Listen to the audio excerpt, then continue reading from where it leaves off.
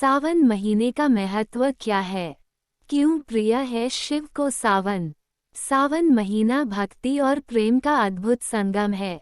एक और प्रेम अपनी असीम ऊंचाइयों पर होता है तो भक्ति अपनी असीम गहराइयों में होती है। बड़ा अजीब मिलन है सावन। नाम आते ही सावन का एक बहुत ही मनोरम दृश्य आंखों के सामने आ जाता है। जैसे चारों तरफ हरियाली, भीगा भीगा मौसम, बारिश की रिमझिम बूंदे, माटी की सोंधी सोंधी खुशबू। तो हम कह सकते हैं कि जो विचलित मन को शांत कर दे वही सावन है। महीना सावन भक्ति और प्रेम का अद्भुत संगम है। एक और प्रेम अपनी असीम ऊंचाइयों पर होता है तो भक्ति अपनी असीम गहराइयों में होती है। बड़ा अजीब मिलन है सावन। प्रेम और भक्ति अलग अलग है पर दोनों की कामना एक ही होती है।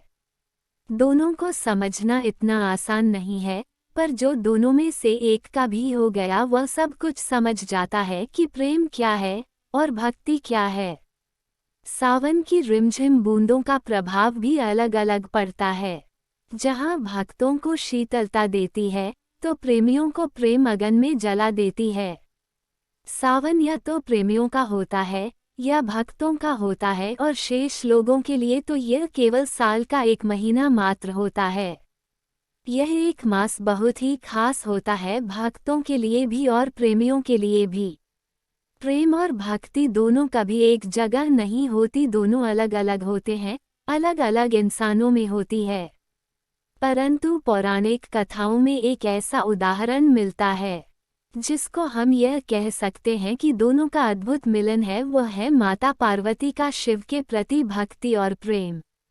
पौराणिक कथाओं के अनुसार एक बार माता सती के पिता प्रजापति दक्ष ने एक विशाल यज्ञ का आयोजन किया और अपने जमाता भगवान शिव को यज्ञ के लिए आमंत्रित नहीं किया, परंतु माता सती ने बिना आमंत्रण के ही अपने पिता के द्वारा आयोजित यज्ञ में सम्मिलित होने चली गई। जिसके बाद प्रजापति दक्ष ने कहा, भगवान शिव की पूजा करने से क्या होता है? वह अघोरी है, शरीर पर भस्म मलने वाले का यहाँ क्या काम? महादेव का भरी सभा में अपमान होता हुआ देख माता सती ने अपने योग शक्ति की अग्नि में अपने आप को आहूत कर दिया। उसके पश्चात माता सती ने हिमालय राज के यहाँ पार्वती के रूप में जन्म लिया और माता पार्वती ने महादेव को पाने के लिए प्रेम और भक्ति का वह भाव प्रस्तुत किया जो आज एक उदाहरण बन गया।